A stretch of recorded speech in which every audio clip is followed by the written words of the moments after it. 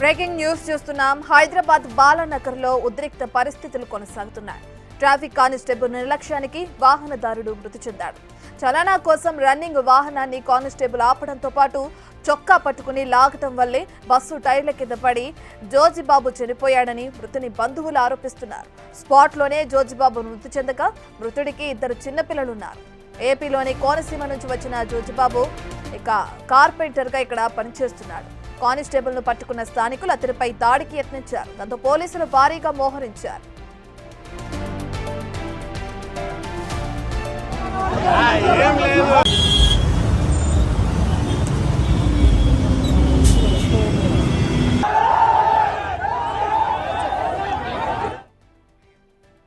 సంబంధించిన పూర్తి డీటెయిల్స్ అందించడానికి మా ప్రతినిధి సురేష్ లైవ్ లో జాయిన్ అవుతున్నారు.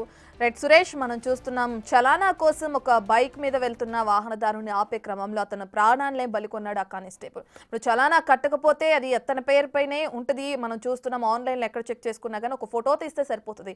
చొక్కా పట్టుకుని లాగాల్సినంత అవసరం ఏముంది? అంటే మృతుడే తప్పించుకుని వెళ్ళిపోయే క్రమంలో కానిస్టేబుల్ చొక్కా పట్టుకుని లాగాల్సి వచ్చిందా? డీటెయిల్స్ ఏంటి?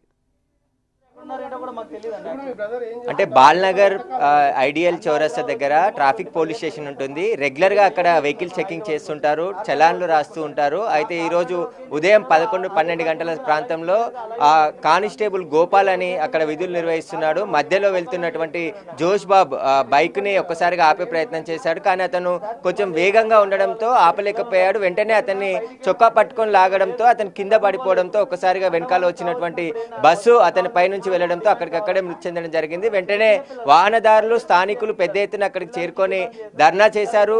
పోలీస్ నిర్లక్ష్యం వల్లనే జోష్బాబు చనిపోయాడు కాబట్టి అతనిపై వెంటనే చర్యలు తీసుకోవాలి. గోపాల్ మద్యం తాగి అక్కడ విధులు నిర్వహిస్తున్నారు అంటున్నారు. ఒకసారి జోష్బాబు సోదరుడు ఉన్నారు, అసలు ఏం జరిగిందో పూర్తిగా ఏం జరిగిందండి? అసలు మీ అన్న ఎప్పుడు వచ్చాడు బయటికి? ఎట్లా వెళ్తున్నాడు? అన్న బయటికి ఎప్పుడు వచ్చారో తెలియదండి నాకు. అన్న వచ్చినప్పుడు నాకు యాక్చువల్గా 12:45కి కాల్ వచ్చిందండి. అన్న వాళ్ళ ఫ్రెండ్ నుంచి ఫోన్ వచ్చింది. అంటే అన్న మొబైల్ ఫోన్ నుంచి నాకు అన్న వాళ్ళ మొబైల్ నెంబర్ నుంచి వాళ్ళ ఫ్రెండ్కి ఫోన్ చేశారంట. అక్కడ లోకల్లో ఉన్న వాళ్ళ ఫ్రెండ్కి ఫోన్ చేసి వాళ్ళ ఫ్రెండ్ నాకు ఫోన్ చేశారండి. నేను ఇట్లా అన్నకి యాక్సిడెంట్ అయిందంట అని చెప్పారండి. యాక్సిడెంట్ అంటే నేను మామూలుగా చిన్నది ఏదైనా అయ్యిందేమో వస్తున్నాను అని చెప్పా.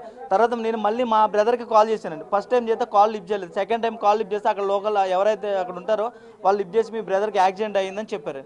యాక్సిడెంట్ అయిందని చెప్తే అంటే ఏమైందన్న అంటే ఇలాగ కానిస్టేబుల్ ఇలా చట్టబడి గుంజారమ్మా, గుంజితే బస్ కింద పడిపోయి స్పాట్లో చనిపోయాడని చెప్పారు.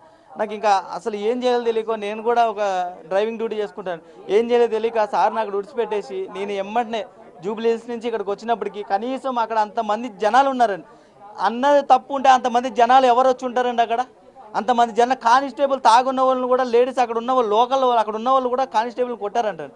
తాగుండి డ్యూటీలో ఉండడం వల్ల ఏంటని చెప్పి షర్ట్ పట్టుకుని పడిపోవడం వల్ల ఈ బాబు చనిపోయాడని చెప్పి లేడీస్ కూడా కొట్టారంటండి. వాళ్ళ లేబుల్స్ కూడా చింపేసుకున్నారండి. ఎవరైతే వీడియోలు తీస్తున్నారో వాళ్ళ లేబుల్స్ కూడా చింపేసుకున్నారండి. లేబుల్స్ చింపేసుకున్నారు పేర్లు తెలియకుండా. మెయిన్ క్యాండిడేట్ అయినా గోపాల్ అని ఉండండి. గోపాల్ క్యాండిడేట్ షర్ట్ పట్టుకుని గుంజాడంటండి. ఇప్పుడు పోలీస్ స్టేషన్లో కంప్లైంట్ చేశారు కదా, ఏమన్నారు పోలీసులు? గోపాల్ని అదుపులోకి తీసుకున్నారా? ఇప్పుడు ఆ గోపాల్ అన్న ఆయన ఎక్కడున్నారో డీజీపీ గారికి డీజీపీ గారు పరామర్శించడానికి వెళ్ళారండి. డీజీపీ గారు పరామర్శించడానికి వెళ్ళారంటండి. ఆయన్ని చచ్చిపోయి ఇక్కడ మేము బాధపడుతుంటే అక్కడ పరామర్శించడానికి ఆయనకి వెళ్ళారంట డీజీపీ గారు. మరి ఇక్కడ ఇంతమంది ఇంత తెలగుండి ఏడుస్తుంటే ఆయనకి అర్థం కావట్లేదండి. మా ఏడుపులు మాకు అర్థం కావట్లేదు, బాధ అర్థం కావట్లేదు. ఆయన పరామర్శించి తాగేసి ఉన్న డ్యూటీ చేసిన వ్యక్తి దగ్గరికి వెళ్ళి మాట్లాడారు. ఎందుకంటే వాళ్ళ కానిస్టేబుల్ కదా, వాళ్ళకి న్యాయం చేసుకోవాలి కదా. ఇక్కడ చనిపోయి ఉన్న వాళ్ళకి ఎవరికి ఏముండదండి. సాధారణ వ్యక్తి కదా, ఒక ఎమ్మెల్యే ఎంపీఓ లేదా ఎవరో సినీ ఇండస్ట్రీ వాళ్ళు అయితే ఇప్పటికీ ఏకంగా బళ్ళు మీద బళ్ళు పెట్టుకుని వచ్చి ఉండదు. ఇక్కడ మేము ఇది ఏం డిమాండ్ చేస్తున్నారు? ఇప్పుడు మీరు ఏం కేసు పెట్టి కేసు పెడతామని సార్. అన్నకి 2 పిల్లలు, చిన్న చిన్న పిల్లలు ఉన్నారు. వాళ్ళకి తగినంత న్యాయం చేయాలని మేము డిమాండ్ చేస్తున్నాం సార్. ఏం చేశాడు Joshbabu? Carpenter work sir, carpenter work చేస్తారండి. ఎంతమంది ఉన్నారు? 2 పిల్లలు అండి, 5 years 6 years చిన్న పిల్లలు.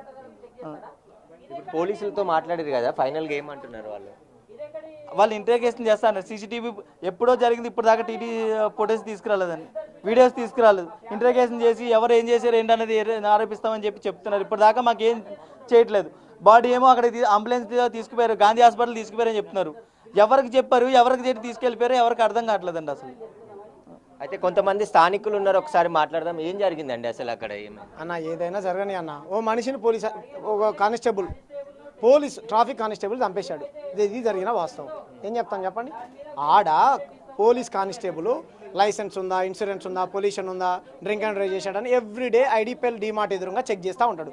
అదే క్రమంలో చెక్ చేస్తుంటే ఇప్పుడు ఎవరైతే చనిపోయాడో ఆ బాధితుడు ఆపిండో ఆపలేదో పక్కన పెడదాం, నువ్వు గుంజగానే కింద బస్ కిందికి పోయి చనిపోయాడు, నీకు గుంజాల్సిన అవసరం ఏమొచ్చింది? నీకు ఏదైనా లేకపోతే డాక్యుమెంట్స్ ఏమైనా లేకపోతే ముంగట బాలనగర్ ఇంకోటి ఉంది కదా, ఆడ పట్టుకో. నువ్వు గుంజుతాడు చచ్చిపోయి ఎవడు బాధ్యత దానికి? ఏమంటారు మరి పోలీసులు? వాళ్ళే చెప్పాలి, చదువుకున్న వాళ్ళు కదా, మాకైతే చదువు రాదు కదా, మీకైతే గొప్ప గొప్ప చదువు చదువుకున్నారు కదా. పాపం వాళ్ళు ఇద్దరు చంటి పిల్లలు తీసుకొచ్చి ఇస్తారా? 100 కోట్లు ఇచ్చినా కానీ ప్రాణం తీసుకురాలేం కదా బ్రదర్. మీరు చెప్పండి, సామాజిక మీలాంటి జర్నలిస్ట్ చెప్పండి, ఏం చేయాలి చెప్పండి?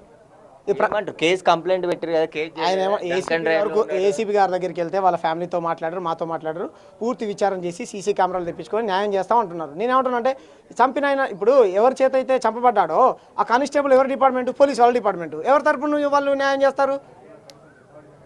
అయితే కానిస్టేబుల్ ఎవరైతే గోపాల్ ఉన్నాడో, గోపాల్ మత్తులో ఉన్నాడని చెప్తున్నారు.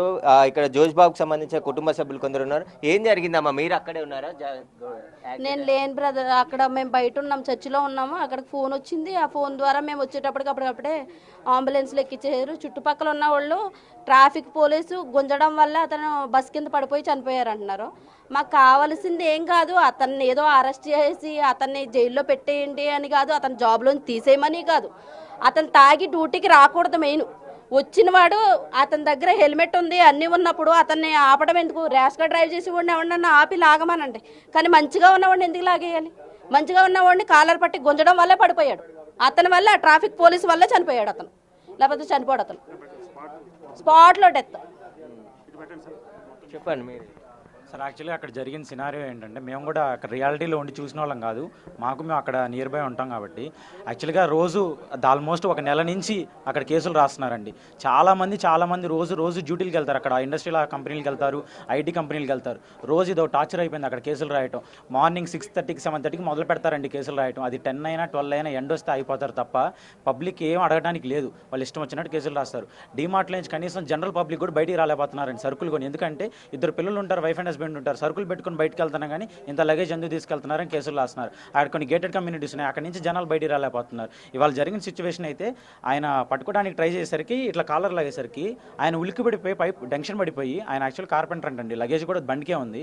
అసలు ఆయన పడిపోయేసరికి ఆయన నుంచి ఆర్టీసీ బస్సు వస్తుంది, తలకే పగిలిపోయింది, ఎక్కిచ్చేసారు బస్సు. ఆ వీడియో ఫుటేజ్ అంతా అందరి దగ్గర ఉంది. కనీసం పోలీసులు కన్సర్న్తో కూడా ఆలోచించకుండా ఆ బాడీ మీద కనీసం ఏ గుడ్డ కూడా కప్పలేదండి. అసలు చూడండి వీడియోలో ఎంత దారుణంగా ఉందంటే, వీడియోలో కనీసం ఆ బాడీ అట్లానే ఉంది, దాని మీద ఏం క్లాత్ కప్పలేదు. జనరల్ పబ్లిక్కి వెళ్ళి రోడ్డు మీద చెట్టుకున్న గోతం తీసుకొని వెళ్ళి అక్కడ కప్పితే కానీ అంత కప్పలేదు. ట్రాఫిక్ అవుతుందన్నారు, కరెక్టే, కాదనట్లేదు, ట్రాఫిక్ అవుతుంది. పోలీసులు అన్న మాట ఏంటంటే, ట్రాఫిక్ అవుతుంది బ్రదర్, మీరు ఇక్కడ నుంచి క్లియర్ చేయండి అన్నారు. సరే, we are concern for police, clear చేస్తాం.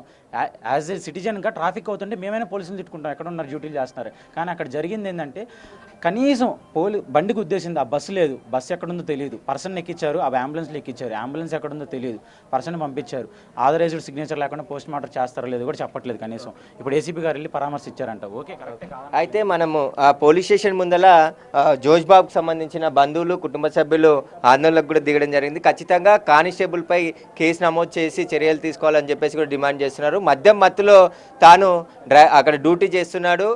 ఎవరైతే జోష్బాబు బైక్ పై వెళ్తుండగా ఒక్కసారిగా అక్కడ బండి పట్టుకోవడమే కాకుండా అతను చొక్కా లాగడంతో కింద పడిపోయాడు. వెంటనే వెనకాల వస్తున్న ఆర్టీసీ బస్సు అతన్ని ఢీకొట్టడంతో అక్కడికక్కడే మృతి చెందడం జరిగింది. రెగ్యులర్గా అక్కడే ట్రాఫిక్ పోలీస్ స్టేషన్ ఉంటుంది కాబట్టి చలాన్లు రాస్తూ ఉంటారు. ఆ చలాన్లో క్రమంలోనే గోపాల్, ఎవరైతే కానిస్టేబుల్ గోపాల్ ఉన్నాడో అతను జోష్బాబుని పట్టుకోవడంతోనే ఇన్సిడెంట్ జరిగింది. కాబట్టి పోలీసులు అక్కడ సీసీ కెమెరాలు కూడా ఉన్నాయి, మొత్తం ఇన్సిడెంట్ అంతా అక్కడ రికార్డ్ అయ్యింది. కాబట్టి ఆ సీసీ ఫుటేజ్ను కూడా బయట పెట్టాలని చెప్పేసి జోష్బాబు కుటుంబ సభ్యులు డిమాండ్ చేస్తున్నారు. ఉన్నతాధికారులు కూడా మొత్తం ఈ కేసుని దర్యాప్తు చేసి, ఎందుకంటే పోలీసులే ఈ ఘటనకు కారణమయ్యారు కాబట్టి చర్యలు తీసుకుంటారా లేదా అని మాకు అనుమానం ఉందని చెప్పేసి జోష్బాబు కుటుంబ సభ్యులు చెప్తున్నారు. కాబట్టి బాలనగర్ పోలీసులు అయితే కేసు నమోదు చేసి దర్యాప్తు చేస్తున్నారు. పోస్టుమార్టం నిమిత్తం జోష్బాబు మృతదేహాన్ని గాంధీ మార్చరీకి తరలించడం జరిగింది. అతనికి 2 పిల్లలు, చిన్న పిల్లలు ఉన్నారు కాబట్టి అతని కుటుంబాన్ని ఆదుకోవాలి అని చెప్పేసి కూడా ఆయన కుటుంబ సభ్యులు ఆందోళన దిగడం జరిగింది.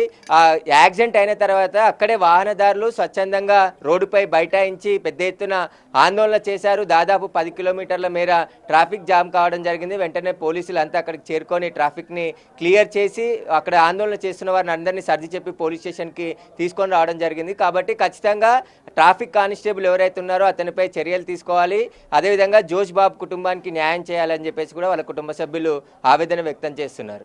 Right, thank you Suresh.